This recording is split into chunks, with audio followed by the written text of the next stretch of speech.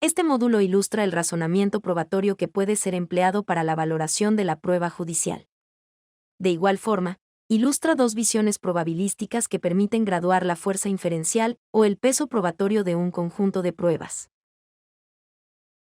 El razonamiento probatorio es el proceso mediante el cual, con base en las pruebas disponibles, el juez da respuesta a las pretensiones o hipótesis que las partes traen al interior del proceso judicial. El razonamiento probatorio involucra tres tipos de razonamiento: el razonamiento abductivo, el razonamiento deductivo y el razonamiento inductivo. Este último es conocido como el razonamiento probabilístico. De nuevo, en cámara lenta. Razonamiento abductivo. Razonamiento deductivo. Razonamiento inductivo o probabilístico. La unión de estos tres tipos de razonamiento son la base del razonamiento probatorio.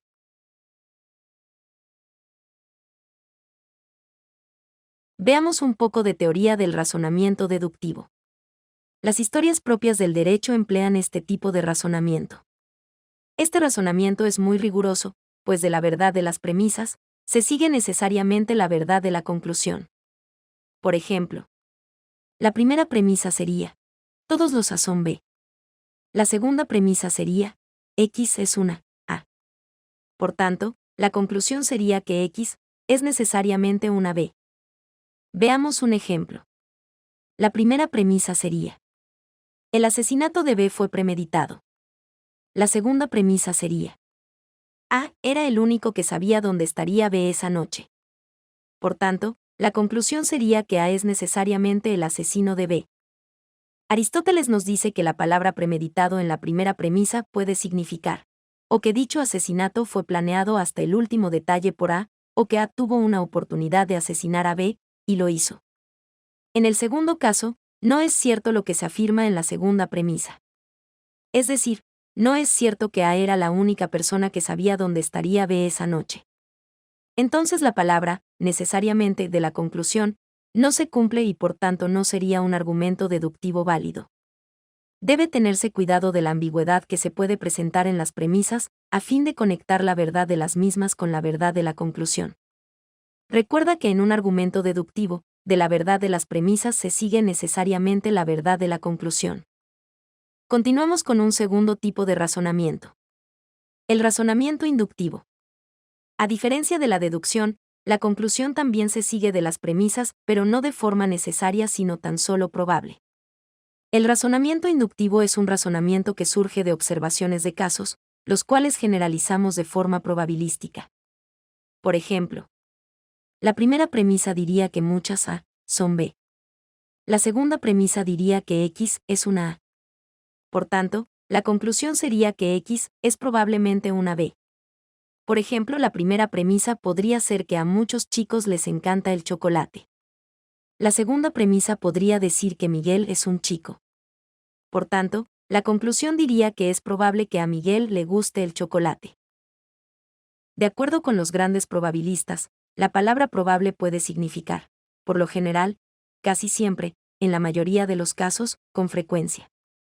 Por ejemplo, una primera premisa podría decir que si una persona firma un contrato, entonces por lo general lo ha leído. La segunda premisa, que podría enlazarse con esta primera premisa, diría que si esa persona ha leído el contrato, entonces por lo general está de acuerdo con su contenido. Nuestra probable conclusión podría ser que si una persona firma un contrato, entonces por lo general está de acuerdo con su contenido. Intenta cambiar las palabras por lo general por las palabras casi siempre, con frecuencia o en la mayoría de los casos. Bacon y Mill nos dicen que en un argumento inductivo, de la verdad de las premisas se sigue probablemente la verdad de la conclusión. El razonamiento abductivo es un proceso en el cual razonamos para decidir cuál explicación, de un determinado hecho que observamos, es posible o simplemente la más plausible. Este tipo de razonamiento se conoce como inferencia a la mejor explicación. Cuando se enfrentan explicaciones alternativas de un hecho que nos sorprende y que observamos, se debe decidir cuál de dichas explicaciones se adecúa mejor con las pruebas o la evidencia que se tiene. La palabra posible tiene que ver con la creatividad y la imaginación. Una cosa es soportar algunas hipótesis inductivamente, pero otra muy distinta es explicar cómo emergen por primera vez dichas hipótesis. Por ejemplo, en un razonamiento abductivo, la primera premisa diría que un hecho sorprendente X se ha dado. La segunda premisa diría que si la hipótesis H fuera cierta, X sería una cuestión de rutina, es decir, sería algo normal. Por tanto, la conclusión sería que es posible que la hipótesis H sea verdadera. Las nuevas ideas no son generadas por el razonamiento deductivo. Las nuevas ideas no pueden ser generadas por el razonamiento inductivo. La inducción muestra que algunas hipótesis son probablemente ciertas, si cuentan con un respaldo probatorio. En la abducción, se presenta una introspección o destello en la mente de quien realiza dicho razonamiento. En un argumento abductivo, de la verdad de las premisas se sigue posiblemente la verdad de la conclusión. En la práctica, una conclusión basada en las pruebas es racional, si admite ser justificada mediante el uso de uno o más de estos tipos de razonamiento. En el razonamiento probatorio, es muy importante tener claro estos tres tipos de razonamiento, los cuales constituyen lo que se conoce como el círculo del conocimiento. Y este círculo del conocimiento es lo que conocemos como el método científico. Es buena idea repasar estos tres tipos de razonamiento y luego continuar. Adelante. A continuación, una pequeña historieta te ilustrará lo anterior. Diviértete. El cuerpo de una persona es encontrado en un charco de sangre. El occiso presenta heridas en la cabeza. Dos hipótesis pueden ser consideradas inicialmente. La primera hipótesis estaría relacionada con el hecho que esta persona tuvo un accidente. La segunda hipótesis estaría relacionada con el hecho que dicha persona se hubiese suicidado. El gran tamaño de las heridas en la cabeza de esta persona hace poco probable que las mismas hayan sido autoinfligidas. La autopsia revela que el occiso gozaba de buen estado de salud. También es posible en este momento que no hayan pruebas que indiquen que estas heridas fueron el resultado de un accidente. Luego de indagar e investigar un poco más en la escena, nuestro investigador encuentra algo más. En la ropa del occiso no se encuentra su billetera. Sin embargo, esta es encontrada afuera del garaje de su casa. En la billetera no hay dinero ni tarjetas de crédito. En este punto, nuestro investigador refina mejor sus hipótesis y plantea tres nuevas posibilidades. La primera es que el occiso pudo haber sido asesinado durante un hurto. La segunda es que el asesinato pudo haber sido realizado para que pareciera concomitante con el hurto. Esta posibilidad podría tener sentido, ya que su billetera fue encontrada fácilmente fuera del garaje de su casa. La tercera es que se trate de un asesinato y no de un hurto. Su billetera pudo haberse caído o también es posible que en ese momento no tuviera dinero en su billetera. De igual forma que no tuviera tarjetas de crédito. Pero nuestro investigador encuentra algo más en el occiso. Una pequeña cantidad de heroína le es encontrada al occiso. Una cantidad mucho mayor es encontrada en su casa. Ahora nuestro investigador se pregunta si el occiso era un consumidor de heroína o un expendedor de heroína. ¿Qué crees tú? Ahora, nuestro investigador considera la posibilidad de que lo que le sucedió al occiso ocurrió como resultado de un tráfico de drogas que salió mal. Con base en lo anterior, nuestro investigador plantea dos nuevas posibilidades. En la primera, el occiso era un consumidor. En la segunda, el occiso era un traficante. Podríamos decir que las creencias de nuestro investigador se ubican dentro de un marco de referencia de estupefacientes.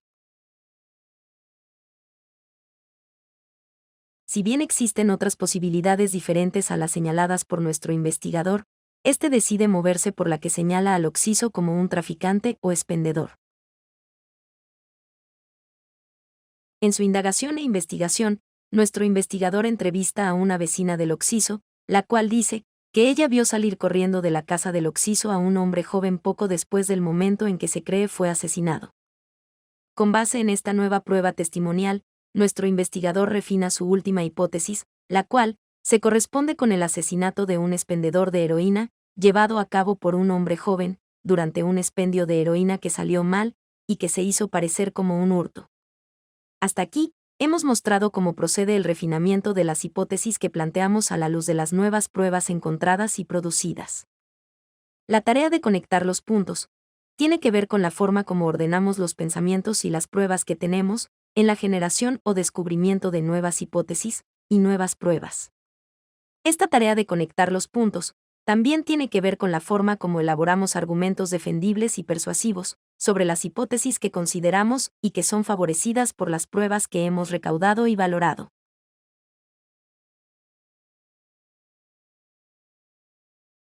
El razonamiento probatorio o razonamiento probabilístico permite enfrentarnos a la incertidumbre. Y esta incertidumbre está relacionada con los juicios que realizamos en diversas situaciones.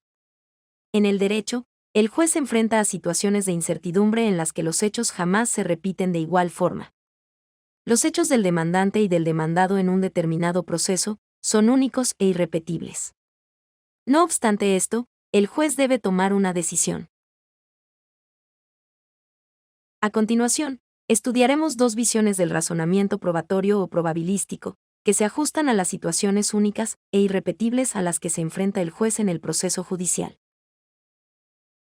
La probabilidad baconiana surge del trabajo del profesor Jonathan Cohen en su obra Lo probable y lo demostrable. Esta obra fue publicada en 1977 en la Universidad de Oxford y cotraducida y publicada por tu profe Orión en el año 2017. En este trabajo, Jonathan Cohen nos dice que la hipótesis que se sostiene bajo la mayor variedad de tests o chequeos a la que es sometida es la que tiene la mayor probabilidad de ser la correcta.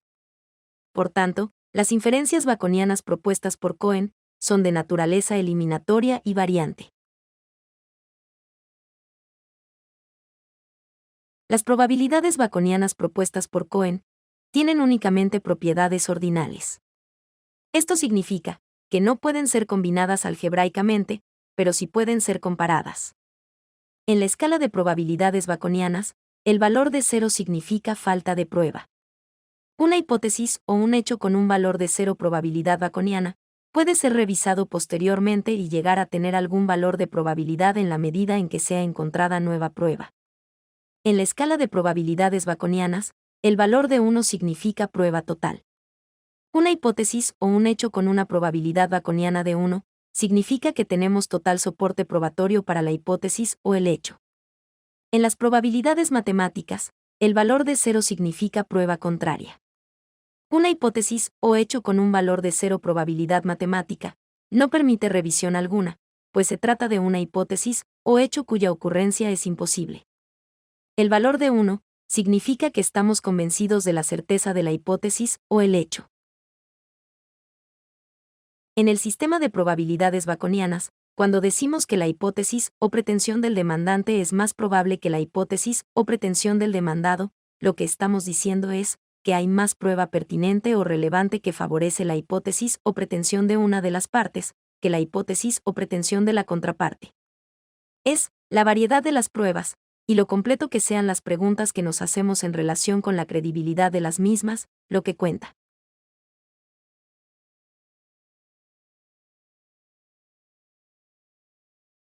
Ahora se siguen varias propiedades para las probabilidades baconianas para la inducción variante y eliminatoria propuesta por Jonathan Cohen.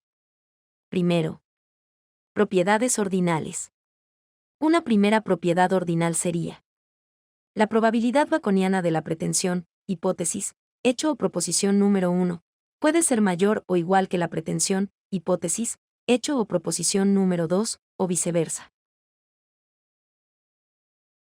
Una segunda propiedad ordinal sería: la probabilidad baconiana de la pretensión, hipótesis, hecho o proposición número 1, con base en un conjunto de pruebas, es mayor o igual que la pretensión, hipótesis, hecho o proposición número 2, con base en otro conjunto de pruebas, o viceversa. Esto significa que la pretensión, hipótesis, hecho o proposición número 1, tiene un conjunto mayor o igual de pruebas pertinentes o relevantes a su favor que la pretensión, hipótesis, hecho o proposición número 2, o viceversa. Propiedad de negación. Si la probabilidad baconiana de una pretensión, hipótesis, hecho o proposición es mayor que 0, entonces la probabilidad baconiana de la negación de dicha pretensión, hipótesis, hecho o proposición, es igual a 0. Esto significa que la probabilidad baconiana de la negación de la pretensión, hipótesis, hecho o proposición, se queda sin soporte. De igual forma, si la probabilidad baconiana de la pretensión, hipótesis, hecho o proposición, con base en la prueba, es mayor que 0, y dicha prueba no es contraria o imposible, entonces la negación de la pretensión, hipótesis, hecho o proposición, con base en la prueba, es igual a 0. Jonathan Cohen nos dice que no podemos desprender creencias simultáneas para pretensiones, hipótesis, hechos o proposiciones incompatibles. Regla de la conjunción. En el sistema baconiano de probabilidades, la probabilidad baconiana de una conjunción nunca es menor que la probabilidad baconiana más pequeña de sus conjunciones. Por ejemplo, si la probabilidad baconiana de la pretensión, hipótesis, hecho o proposición número 1, es mayor o igual que la probabilidad baconiana de la pretensión, hipótesis, hecho o proposición número 2, entonces, la probabilidad baconiana de la conjunción de estas dos hipótesis es la menor de su conjunción. De igual forma, la probabilidad de una conjunción con base en la prueba nunca es menor que la probabilidad baconiana más pequeña de sus conjunciones con base en dicha prueba. Por ejemplo, si la probabilidad baconiana de la pretensión, hipótesis, hecho o proposición número 1, con base en la prueba, es mayor o igual que la probabilidad baconiana de la pretensión, hipótesis, hecho o proposición número 2, con base en dicha prueba, entonces, la probabilidad baconiana de la conjunción de estas dos hipótesis, con base en la prueba, es la menor de su conjunción. Regla de la disyunción. En el sistema baconiano de probabilidades, la probabilidad baconiana de una disyunción nunca es menor que la probabilidad baconiana más grande de sus disyunciones. Por ejemplo, si la probabilidad baconiana de la pretensión, hipótesis, hecho o proposición número 1, es mayor o igual que la probabilidad baconiana de la pretensión, hipótesis, hecho o proposición número 2, entonces, la probabilidad baconiana de la disyunción de estas dos hipótesis es la mayor de su disyunción. De igual forma, la probabilidad baconiana de una disyunción con base en la prueba nunca es menor que la probabilidad baconiana más grande de sus disyunciones con base en dicha prueba. Por ejemplo, si la probabilidad baconiana de la pretensión, hipótesis, hecho o proposición número 1, con base en la prueba, es mayor o igual que la probabilidad baconiana de la pretensión, hipótesis, hecho o proposición número 2, con base en la misma prueba, entonces, la probabilidad baconiana de la disyunción de estas dos pretensiones, hipótesis, hechos o proposiciones, con base en la prueba, es la mayor de su disyunción. En el razonamiento probatorio o probabilístico, las probabilidades baconianas de Jonathan Cohen nos permiten graduar la incertidumbre asociada al proceso de toma de decisiones con base en las pruebas. No obstante, en las inferencias que realizamos, debemos considerar otra característica, la imprecisión. La imprecisión está por todos lados en el razonamiento probatorio. La vaguedad en el lenguaje que empleamos en la vida diaria es una rica fuente de imprecisión. En relación con la edad de una persona, la palabra viejo puede presentar diversos rangos para diferentes personas. Las expresiones verbales, tales como más o menos, o probablemente, son vagas o difusas. En el campo del derecho, el estándar de prueba en materia penal de más allá de toda duda es un buen ejemplo de otro tipo de probabilidad, la probabilidad difusa. El profesor Latfi Sade desarrolló una lógica difusa para el tratamiento de esta probabilidad difusa. En su método, relaciona expresiones verbales de incertidumbre con rangos numéricos de probabilidad que son equivalentes a dichas expresiones verbales. Por ejemplo, la expresión verbal muy probable puede ser graduada como una probabilidad numérica entre un 80% y un 95% de probabilidad. Mira la siguiente tabla de probabilidades, donde se ilustran los diversos rangos de probabilidades numéricas que pueden ser asignados a las diversas expresiones verbales relacionadas con la palabra probable. Aquí, puedes ver los diversos estándares de prueba en materia civil y en materia penal, y los rangos numéricos de dichas expresiones verbales pueden servir de referente en el empleo del respectivo estándar de prueba por parte del juez. Recuerda que la expresión verbal sin soporte significa falta de prueba en el sistema baconiano de probabilidades de Jonathan Cohen.